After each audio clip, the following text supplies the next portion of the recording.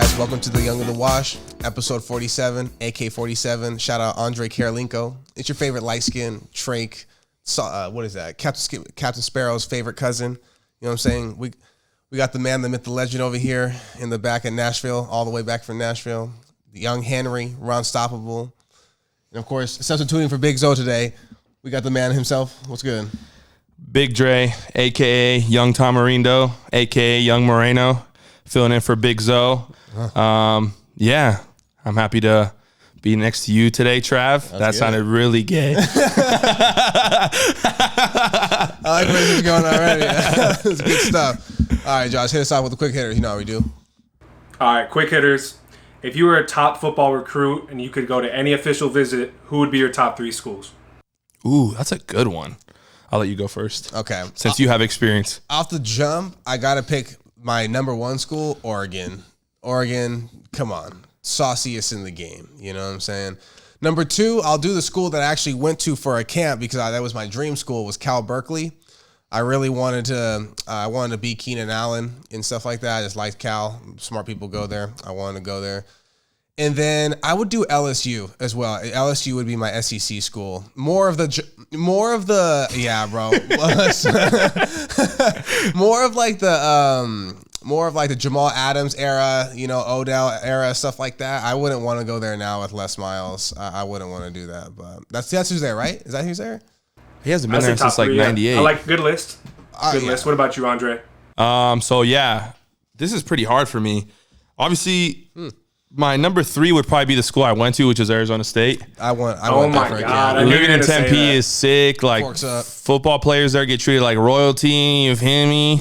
And it's just a good place to be. Like it's got a good atmosphere with the team. You know, I had a lot of experience being around them, being a sports journalist. Yeah. So you know, it seemed like it was a good time. And you know the atmosphere. Yeah. And Coach Herm seems like a good guy, good coach to play for. So that'd be my number 2.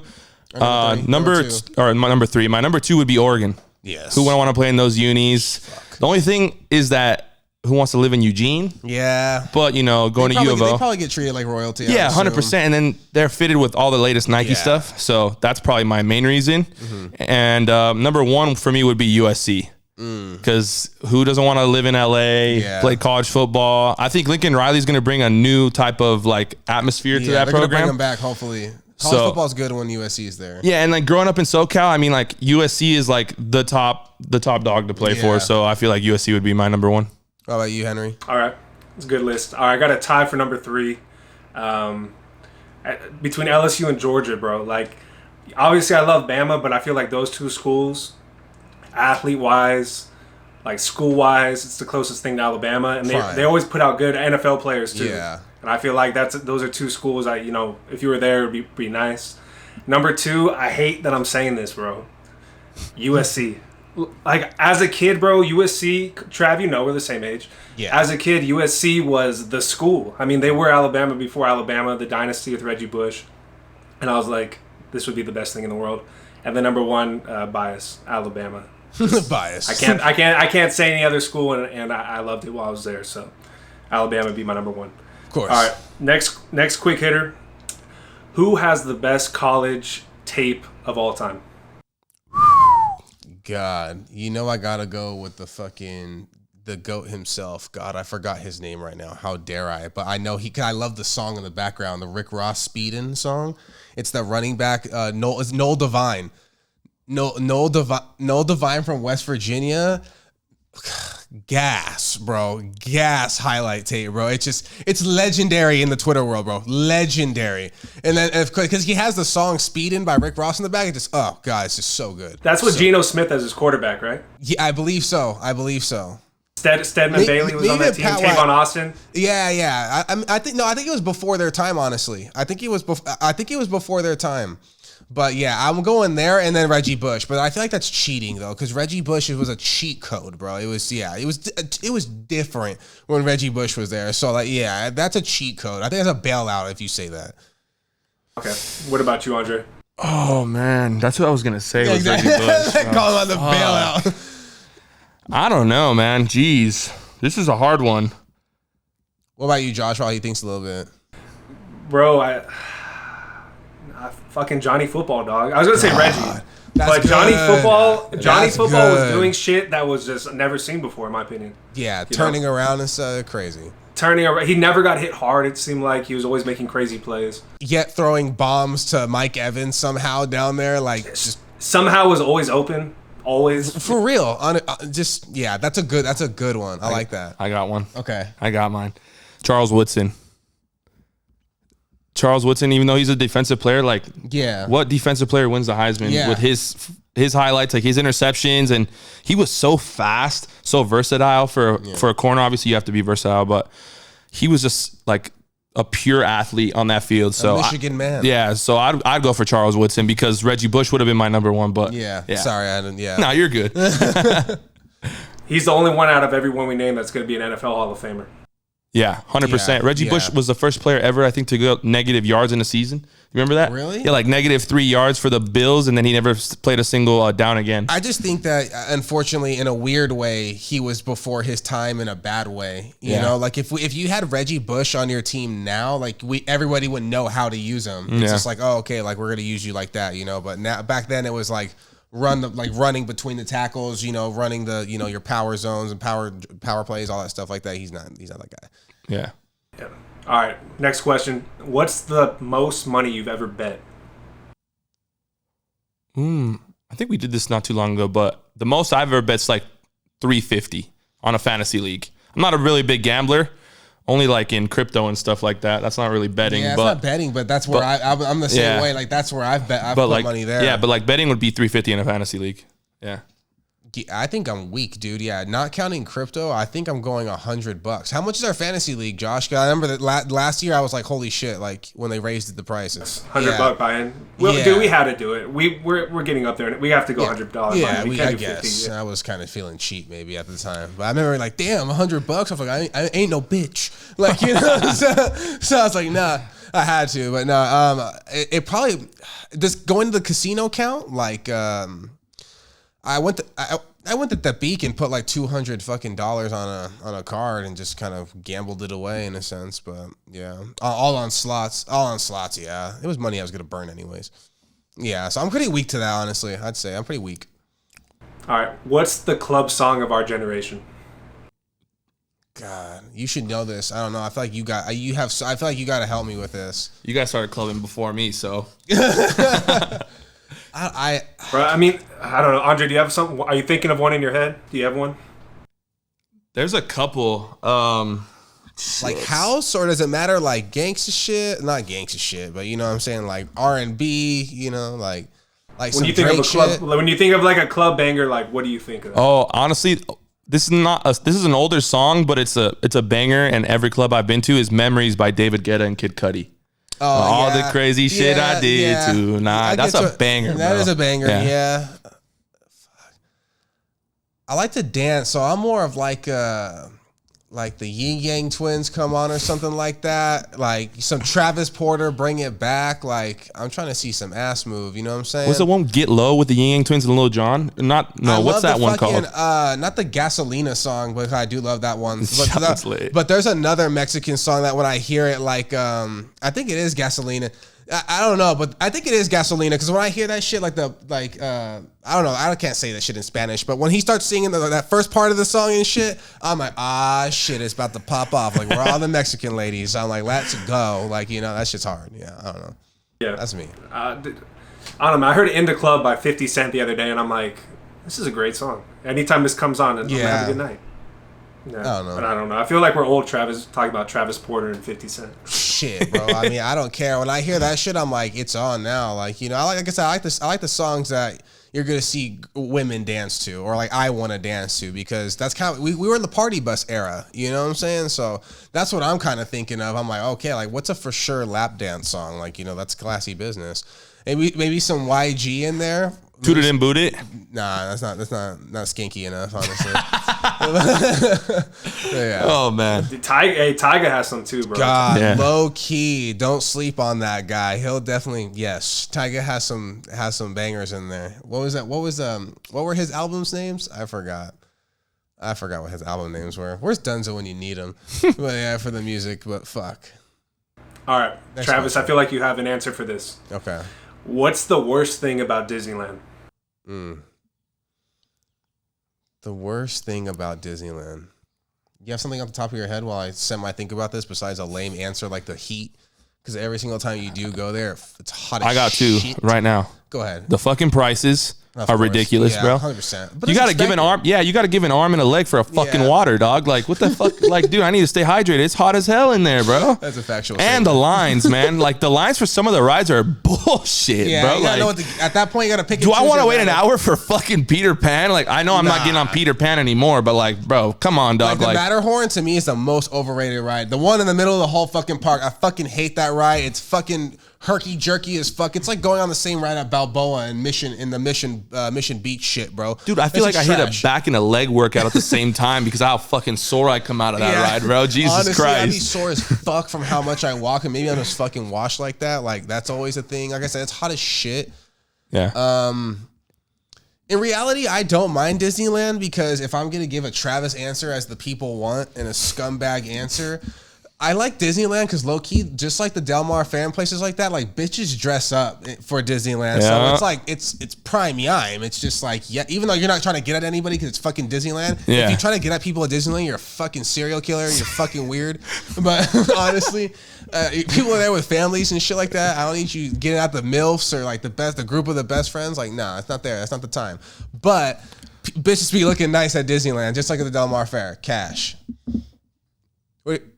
What are your thoughts, Josh? I got a weird one, bro. I got a weird one. When you're on Space Mountain, I swear to God, those bars are like 2 inches above my fucking That's because you're 6'5", like, I feel like I'm gonna get decapitated. I do feel you. Yeah, that is we're all tall. Like, for me too. Like when I'm on it, and like you can't even see in that bitch. No, you can't. But you can feel that it's right above you, so you feel like your fucking head's just gonna get taken 100%. So every time I'm on there, I'm like ducking and shit, looking like an idiot. Exactly. So it's like I'm like, trying to ride the turn every time. I'm like, that's hilarious. But you're absolutely right, Josh. Yes, those bars. All right, I want to piggyback off what Trav said earlier. What's the most overrated ride at Disneyland? Trav said the Matterhorn. What do you say, Andre? It's a Small World fucking sucks.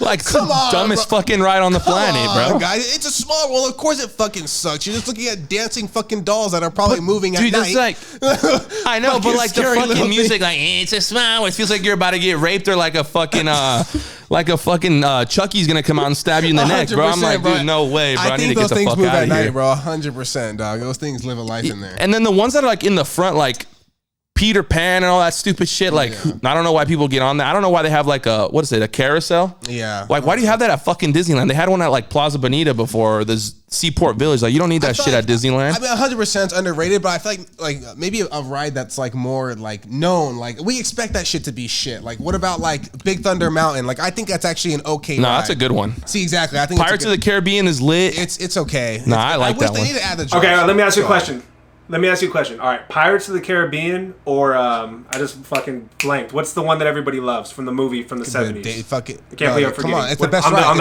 It's one of the best rides. I'm going to say Higher Dare. Indiana Jones. Exactly. It's one of the best rides, 100%. Yeah, all right, Indiana Jones. Oh, you see, obviously, Indiana Jones is Pirates of the Caribbean. Pirates of the Caribbean, you're just on a fucking boat, and then you have like a 5 fucking foot drop off like twice the whole thing. But it's like a better vibe. I mean, it's a cool vibe. Than I wish I could smoke joint. I wish I could smoke in there. That should be lit as fuck.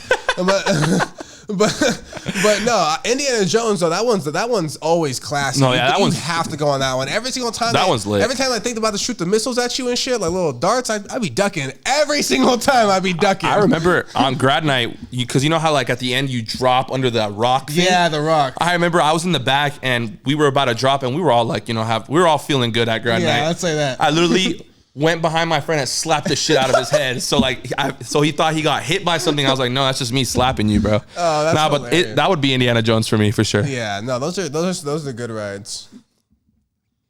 All right, one more question about Disneyland: Thunder Mountain or Splash Mountain? Splash Mountain. I'm gonna go Big Thunder, honestly. I think Splash is just more for the nostalgia. Like, it was like when you were a kid, like that drop off was like litty. Like, it was like, oh my god, I'm about to hit the thing. That's another ride that low key they should probably attach that shit to the tracks or something. I swear that shit's going over every time, bro. And people be standing up. Like, the people who are usually in the back 2 seats are always like this high up. Like, they're always like standing up. I swear someone's gonna fall over that. Here, let me ask you guys this. Not speaking of that. What's the most sketchy like roller coaster ride you've ever been on? Mine will have to be the fucking Big Dipper at Belmont Park. Every time I get on it, I'm like, I'm falling off. I'm dead. This thing's fucked. Like, I don't know. I've gone on some pretty safe rides, but I mean, I think the most extreme one is probably the Six Flags, like the Tatsu, or not Tatsu. Well, Tatsu's fucking crazy because I think like lifts you up and like you're sitting down and then all of a sudden like you're facing the ground, like it hovers you. It's just it feels disgusting. And then X2 because at Six Flags because the seats rotate as you're going. So like you're going and if the momentum flips your fucking seat, it's like woo, and then like the people who are in front of you, it's like where'd they go? But like I don't know, I hate the one at Mission Beach. I always think I'm gonna die on that one and like fly off the tracks to the side. Like yeah, the Belmont Park Big Dipper. Yeah, that's what it's called. That's what I just said. Yeah. Oh Jesus. Yeah, that one's fucked. That's the worst ride. They need to tear it down. Yeah, they need to tear it down. What about you, Josh? They should probably take that shit down. The Big Dipper, bro. That shit is just not safe. Like straight up not safe. Somebody's gonna die if they haven't already. Like I have a funny California adventure story. It's how I got over my fear of roller coasters. We all know Coach Nate for good and the bad. Some good, in this case, the good. And he took me and his family to California Adventures, and we went on to the California Screamin'. And we literally go wait on the whole ride. You know, where we wait to get on. I'm scared of heights. Heights is one of my fears, and spiders, but I've kind of done better with spiders, but heights for sure. Damn. And I get onto the ride, they strap me in, and I start crying. And the attendant goes like, "Are you sure you want to get off?" And like, "Do you want to get off?" And like, I look at Nate because I'm sitting next to Nate, and he gives me that look like, "You better not fucking bitch out right now." And I bitched out, and I got off. We got off the ride. I meet him at the end of the ride. This guy makes me get on the fucking merry-go-round. He like forced me to get on the merry-go-round and ride the merry-go-round. It was hilarious. And then I was like so embarrassed. I was like, God, like little 4-year-old, and I'm sitting there like on. I was like, oh my God. And after that, he made me get on, and I went on and gone on California after that with them again. And I was just like, after that, I was like, I love roller coasters. I was like, this is fun. But like, yeah, I got publicly embarrassed for that. That's a good story. All right. Next one. I want Andre to answer this one first because I feel like this is more recent for him. Okay. What's your worst drunken habit? Mine. Fuck. I don't really. I mean, I know what Josh gives a look like. Oh, I'm not. I'm a good drunk. It's not every time I get drunk though. That's the thing. Record all your friends at their worst moments. Huh? Is it that you record all your friends at their worst? I don't do that all the time. That's more Joey. A young D'Angelo Russell or what? I just get a little like aggressive. I get a little aggressive sometimes with like when like dudes are fucking staring at me and shit. I'm like, bro, you like what the fuck's your problem, bro? Like you want to get socked up right now? Like sometimes there's like no need for that shit. Like there's no need to get in an unnecessary fight. Yeah. I could do like all my friends' worst traits when they're drunk right now. I'll do like 80 of them and. Yeah, I'm not a bad drunk. You can ask all my friends. Like I'm kind of just like chilling, like posted up, quiet. Like making jokes and shit. Not quiet, but like talking and stuff. Yeah. But like I don't think any bad traits. Josh is definitely kicking people, slapping people and shit. Bro, I wasn't even drunk when I did that. What's your bad trait? My bad trait, and Andre's gonna agree with this one. Trav, I haven't been drunk with you in the longest time. I try to get him to get drunk like every weekend. I bet you Andre agrees. My worst trait when I'm drunk is that I leave early. God, you're a sack, bro. He's a really? sack for that, bro. Like, what the hell? I was definitely expecting something different. I was like, that's like disappointing. Nah, and that's an honest answer, bro. But that's an honest answer. It is true. You can ask Andre. I do leave. I'm the last one there and the first one to leave. Yeah, dude. Like each weekend when he was here, I was like, let's go out. And the last weekend, I'm like, bro, we need to get drunk together before you leave. He's like, yeah, bro, just like I'm not drinking fucking tequila because it's for girls, acting like a little bitch. Tequila's fucking. I know, that's what I said. You know, he drinks that cheap vodka. He's that treat vodka. You're soft. This guy fucking drinks New Amsterdam. I know. And I was like, and let's go drink. And I was like, let's go drink. And he's like, okay, bet. He pulls up, bro, and I park next to it. His mom's car, and I'm like, this motherfucker. I was like, he's going home first and he ain't drinking, so what an asshole. That's terrible. I went out that night. I know, but you didn't get drunk. That was the whole point. Damn. I'd say. Yeah, well, that place sucked. Bro, it was Camino Riviera. That shit Josh was thinking about like what color he wants his fucking kitchen when he was in there, how bored 100%. He was. That's terrible. You said that? Yeah, I was like, Andre, you want to know what I'm thinking right now? What color I'm going to paint my kitchen? That's He's like, fucking terrible. I'm so disappointed. What would I do faded? I'm about to say, I definitely dap up a lot, but I think that shit's funny as fuck. Like, what do you mean munch? You eat, right? Don't you go all out when you... No, I don't eat anymore. That was an old tale back in the day. Yeah, I don't know. I just say I dap up a lot. I don't know. I fucking always looking to dap the fuck up. I don't know. Maybe always trying to look to have like a moment with someone or like get too serious. Maybe I don't know. Like I'd be faded. You're not that bad, bro. We know people. We have a friend with 4-letter words starts with a T. Yeah, I think dapping up I do like all the fucking time. That shit's fucking hilarious though, in my opinion. I'm just always like, damn, bro. Like for the stupidest thing where like a fucking song comes on and we're both looking at each other like, damn, like and I'm just like, I don't know. I'm pretty fun drunk, I'd say. I'm pretty good. Nah, you're good. Yeah. All right, last quick hitter. When you have a house and if you have the option, would you rather have jacuzzi with a pool? Or a really cool bar with a TV setup? Do you know? I'm not gonna lie, I did not hear him. He said, what would you rather have at a crib? Would you rather have a pool and a jacuzzi or like a bar with a cool TV setup? Oh, bar, cool TV. Fuck a pool. Fuck a jacuzzi. Jacuzzi sex sucks anyways. So yeah, I would have to go. Yeah. I would have to go bar and TV because like it's just a more social setting, 100%. Especially at our age. Like we're not fucking 12. We're not gonna get our floaties on and jump in the pool. Yeah, like unless I'm a bachelor. Well, fucking dickheads. You're gonna have kids one day. They're gonna want a pool. It just depends where we live. If it's here, I ain't getting no fucking pool, dog. This shit's expensive out here. There's a pool every corner. Yeah, no here. way. You pay HOA fees at the bung to just to have a pool in here. So maybe where you at, you could have a pool, jacuzzi, and a fucking bar in Nashville, dog, and it'll still be less than a full year. You're going with pool and jacuzzi or what? Oh, I don't have room for But I'm just saying, like, that's... When are you going to visit, by the way? No, stop trying to change topics. But I'm saying... but, hold up. But that's what you said, though. You said that you were saying, like, wow, like... So you'd rather have a pool and jacuzzi than a bar set and a TV? If I had a family, yeah. Okay. But what about right now? Because I feel like my kids don't get anything out of the bar except for... It's not for them. The adults don't get anything out of it. Yeah. And then you said, wow, the jacuzzi sex sucking, though. What are your thoughts on that? Because nobody ever says that. Nobody's ever said they don't like the jacuzzi. Like that's true. Like jacuzzi. I mean, Josh loves the jacuzzi. We all know that. He's mentioned that a couple podcasts ago. This guy played the science that it dehydrates you. So that's what this guy was trying to do. He doesn't even know what you're talking about right now. You're an idiot for that. This guy plays the science. As we're recording the show tonight, it's game 1 of the NBA Finals, Warriors and Celtics. The weird thing about this finals right here is everyone was picking the Boston Celtics. In my head, I was thinking the Warriors would be huge favorites. Trav, how would you see this series played out? I from the jump, right when this came, I wanted this to be the finals. I did not want the Heat to win. No offense to the Heat, they're just too banged up. Didn't want Jimmy buckets, even though that guy's a monster in the playoffs every fucking time. And so I won this matchup because it's going to be a better matchup. But I picked Warriors in 6. I wouldn't be surprised if Warriors in 5. Mm-hmm. That's like my saucy take if you want to go on that.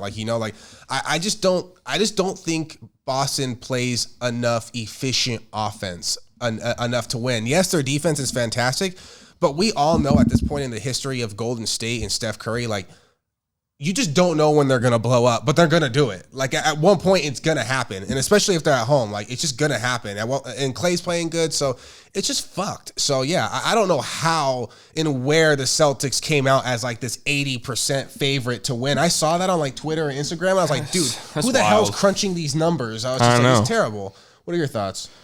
Well, yeah, for me, it was crazy because, first of all, I have different kind of hatred for the Celtics being a Laker fan, so I never want to see them be the favorites for anything. For me, I just feel like the Warriors are a better team in all positions. Obviously, they have bigger superstars. Obviously, Tatum and Jaylen Brown are killers, bro, and Marcus Smart's a freak. Yeah. But like, you're going against Steph Curry, Draymond, Klay Thompson, Jordan Poole's playing his fucking ass off. Like, I don't know. Maybe it's because of their performances against the Heat, where they were able to like, grind it out and have these crazy like 20, 30 point leads like so early in the game. So that's probably why I think coming off the performances against Miami, they're like, okay, they look more dominant. But if you think about it, the way Luka played against the Suns, I would be like, it's going to be a much harder deal for the Warriors to beat the Mavericks, and they kicked their ass. Honestly. And it went to Game 7, Miami, Boston. So I was like, you know what? Warriors are going to take this all the way, even from the beginning of the season when they started playing really well. Yeah. And I was like, when Klay comes back, they're just going to click even more.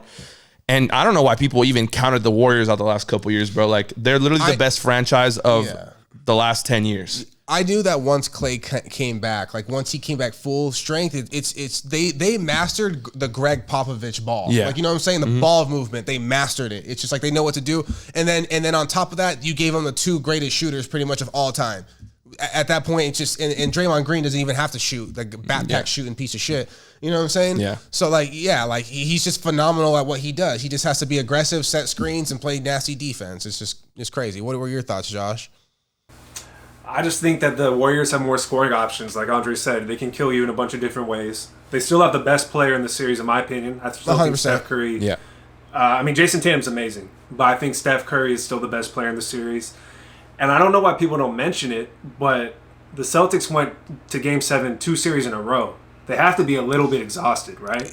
They went to Milwaukee Game 7. They went to Miami Game 7. That has to wear in your body, right? Mentally and physically. They choked on that Game 6. They choked that Game 6 win away because Jaylen Brown couldn't missing free throws. It was terrible business.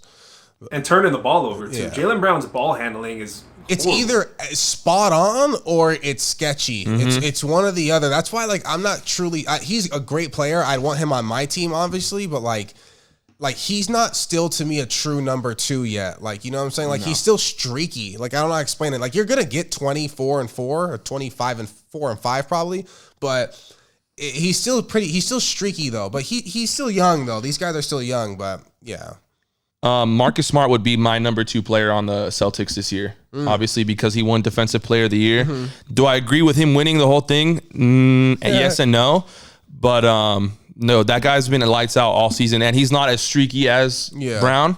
So he's obviously helped Tatum a lot in different ways on the court. So for me, they've come together really well towards the end of the season, which is why they were the number 2 seed in the East? I think so. Yeah, so like in the beginning of the year, I was like, new coach, some players left. I'm like, they're not even going to make the Eastern Conference semis. No, they struggled. So, but it was cool. It was cool to see them get to where they are, but the Warriors are just on a different level, and it's like like what Josh said about the Game 7s the past 2 series. Like, that does take a toll on you, and the Warriors obviously didn't do that. So they're obviously a lot more refreshed, and I feel like they have more of an advantage at home. I feel like their at-home crowd's a lot better than Boston.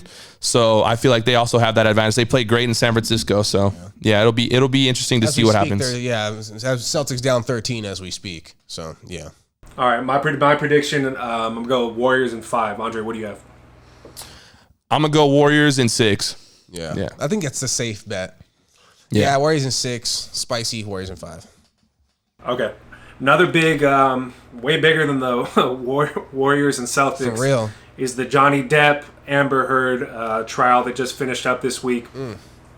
I don't want to get into the details of the trial because we already know Johnny Depp is going to walk away victorious.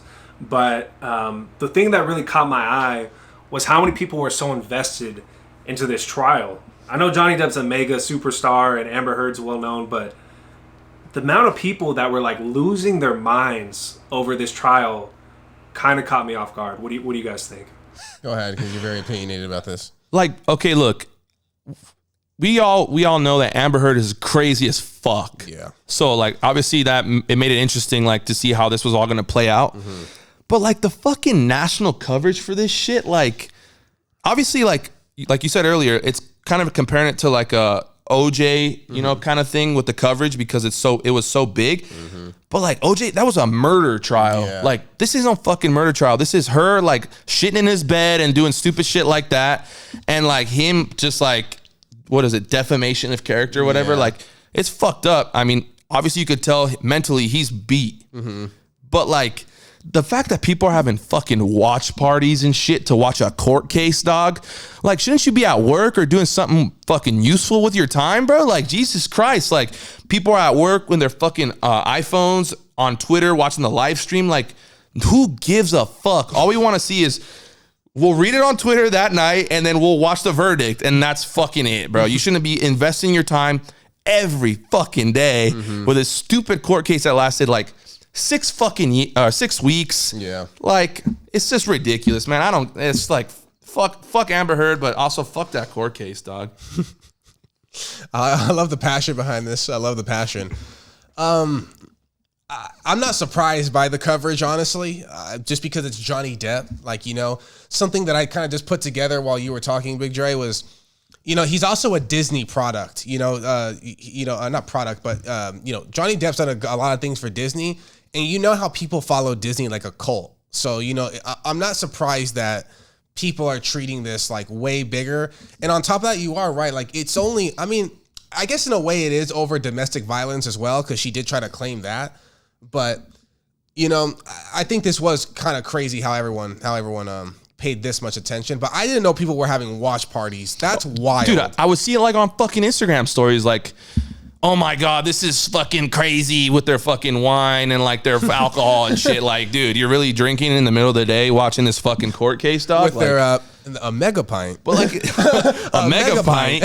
But like, dude, so many girls I know, like, and people were just like investing so much time, like putting on their social media, like, again, no one gives a fuck. Yeah. Sheesh. What about you, Josh? I mean, combination of what you both said. Why do people invest, and I'll never understand this because I'm not one of those people, but why do people invest so much of their time into things they can't control? Like, they're so torn up about Johnny Depp. It's like, dude, he doesn't even know who the fuck you are. Like, why do you care so much? Like, people literally are investing, like Andre said, their whole days into these trials, which lasted way too long. It seemed like it's the longest trial of all time. I just couldn't understand it. That's my... I feel you. I fully understand. All right, guys. We're here. We're back. You know what we're good for. Your Instagram reels. We always got your top 5. Got you hitting with something. Today, for the outlandish, I got the worst sex spots. Worst places to have sex. I think we're going to all agree on these. Number 1, we're going to go with the easy one. Actually, sorry, number 5, we're going to go with the easy one. Bathroom sex. Doesn't matter what type of bathroom it is. Porta potty, hotel room, just fucking, I don't know, high school bathroom if you're dirty like that. It's just not it. Stadium bathrooms, I heard people do that shit. Like, that's weird. Not weird, but it is weird. Like, it's not classy. Not classy at all. And it's bad. I bet it's bad. Number 4, I'm gonna go with jacuzzi sex at number 4. Highly overrated, and we all know that jacuzzi pools are just nasty, just fucking nasty. Don't do it. Save yourself the STD.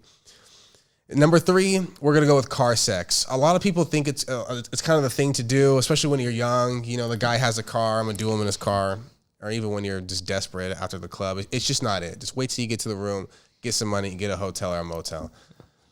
I'm gonna go number 2. We're gonna go with the waterbed. Kind of hit you with that one. No, you weren't thinking about it. But imagine missionary or hitting it from the side, or even imagine trying to hit it from the back if you're just on the bed itself. You know what I'm saying? Like, I know that you can do like hands on the bed. Even then, you're probably doing this while you're getting fucking doggied. But like, you know what I'm saying? It's just, it's bad stuff. And then number 1, even though I've never done this one, the mile high sex, because unless you're flying private and you just get the fuck there on the floor, or be like an episode of Blacked or something like that, like, it's no way you're having good sex in like a 1.5 by 1.5 foot room. Just no fucking shot. And those are the worst places to have sex. Okay. All right. So for my top 5, I'm doing the best bar/clubs in San Diego. Number 5 for me is Parks and Rec. And this is a relatively new one for me, but it was lit. So nice little place in North Park or University Heights, wherever it is. I just like the layout of it. Super cool. Yeah. They were playing some pretty good music. I went with Trav and Josh for Dunzo's birthday, and it was pretty lit. A lot of people in there. Yeah. Everyone was pretty much vibing out, and I just enjoyed the vibe. There was like no fights, no one was beefing with each other. It was just like all good vibes all around. I didn't drink, but it was lit. Yeah, I liked it. It was chilling, and I would go back again for sure. Number 4 for me is Firehouse on Sundays. Firehouse on Sundays, man. The chicks, obviously, best part about it. The music, like everyone's just vibing out when they got the DJs in there. Yeah. The music is just a vibe, bro. Like just calm, chilling. Like you're there with your homies, you're there with a chick, you're there with a big group of friends. It's just a good time, good vibes all around again. Okay. And during the day it's not as musty as it would be at night. Yeah. So like, and if you're on the rooftop, obviously, it's just like nice weather, right by the beach, just an all-around vibe. You get absolutely fucking slammed. No one says shit about you. So that's number 4.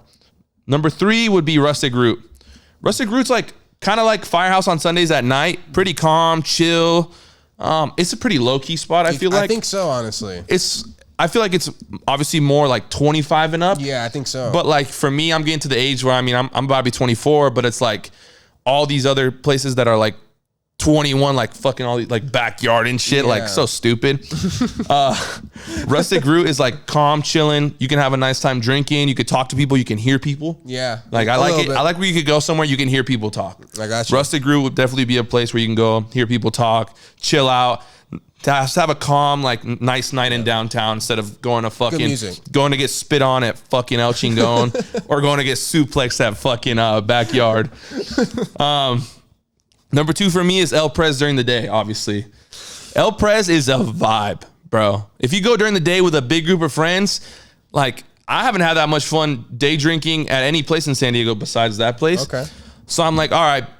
Every time I go, I'm like, we're all going to go. We're going to get fucking slammed, and then we're probably going to end up going somewhere else after. Not in PB. Yeah. But the vibes are immaculate. You got a view of the water. They play good music. You're just vibing out. So, obviously, the best places are because of the vibes. Mm-hmm. And, obviously, there's a little bit of rumble and tumble sometimes, but, it happens. It does. But during the day, everyone's more chilling. Everyone's having a little bit more fun, I feel like. Being drunk during the day is a lot better than being drunk at night. It's different. Like when you have to rally for the night, it's kind of like, okay, like why did I do that? Yeah. But I enjoy El Pres during the day. Best place to go to during the day in San Diego. And number 1 for me, this is personal preference, is Henry's Pub. Okay. It's not the biggest place in downtown, but it's fucking lit. They play great music. It's not super crowded. Sometimes it'll get crowded, not too crowded. There's a lot of hot chicks there. Obviously you got to go somewhere. There's got to be some good looking females. Hey. There haven't been too many, as they say on Jersey Shore, grenades that I've seen at fucking Henry's Pub. So, I love it. It's a fun place. I have a couple friends that work there, so I got a nice little hookup on drinks. I'm not going to give you the names because you're not getting a discount. But yeah, Henry's Pub for me, I've been going there often. I basically feel like I paid the rent for the last month. And it's just a super lit place to go. If you're not trying to be in a crowded club, you don't have to pay a cover. That's important. Who the fuck, like I went to PB this weekend. I wasn't drinking, just driving my friends. $25 to get into Mavericks. Oof. You're not going to pay $25 to get into fucking Mavericks or $20 to get in Shingon. Walk on over to Henry's, right next to, I think it's Barley Mash and American Junkie, in between those two. Yeah, it's like over there. Yeah, it's like a small place, but it's a decent size. It'll get packed, but not too packed where you can't even fucking walk. Yeah. So just all around good vibes, great music. Even the people that work there, like they're super attentive. They're like on the dance floor, like, what do you want to drink? What do you need? That kind of stuff. So that'd be my top 5. It's a good list. It's a great list. Great list. All right, my top 5 is going to be the 5 best spots to go on a first date. One of my lists a couple weeks ago was the 5 worst places, so I would do the 5 best places. All right, number 5, go mini golf. All right, the reason for mini golf is because it's a good place to talk, it's quiet, and you got to see if the person that you're taking on a date is competitive. Do they like to win? To me, it's important to have a girl that's competitive. I think it's cool to see, what kind of person they kind of are when you're in a competitive setting. Number 4, I'm going to go beach. All right, the reason for the beach is because you can do 2 things. You can walk along the beach and talk, which is good, or you can actually go in the water and lay out and just hang out at the beach. And everybody likes going to the beach. I think the beach would be a great spot for a first date. Number 3, I'm going to go bar. Obviously, on a first date, you're probably a little bit nervous. She's nervous. You're nervous. Get a few drinks in you. Loosen up a little bit. Everybody likes hanging out at the bar. Go to a happy hour. Go to the bar. Loosen up. Talk about life. You know, if you're a little bit drunk, you're going to have a good time regardless. Number 2, hike. All right? Girls like to see that you have your shit together in some sense, physical-wise. If you can take them on a hike, you could finish the hike. There's a goal. Let's get to the top. You know, you talk about, hey, we're going to get there. Even though it's hard as fuck, it's hot out here. We're going to get there. You can talk the whole time, bring some music, bring a speaker, talk to the person, like I said, get up there and show them that you're not a fat piece of shit. All right. Number 1, I get killed for this, but it's actually the best spot, and it's not even close. The jacuzzi. All right. The jacuzzi's the best spot because shallow. You can see, you know, what you're working with body-wise, and it's quiet. Great time to talk. And everybody loves a jacuzzi. You're going to be relaxed. So if you're in the jacuzzi, 3 things work in your favor. It's quiet, you get to see their body, and you're relaxed. Try it out. If you're going to, don't knock it until you try it. So that's my top 5 best places to go for a first date. So that's it. Those are our top 5s. All right, guys, we're ending the pod. You know, I got to keep the new tradition that Dunzo created of giving shout-outs at the end of every episode. So, Big Dre, what do we got? Yeah, shout out to Joshua Henry Palais on the newly purchased home out in Nashville. You know, he's getting your boy his room ready for when I go on in September. You feel me? But nah, for real, shout out to Josh. That's big boy moves right there. That's big money moves right there. So shout out to our the Runstoppable. Shout out to this clown, exactly, Josh. The Runstoppable, Stanley Yelnez of the group making big boy moves here. We'll all be there, but we're proud of the man to get there first.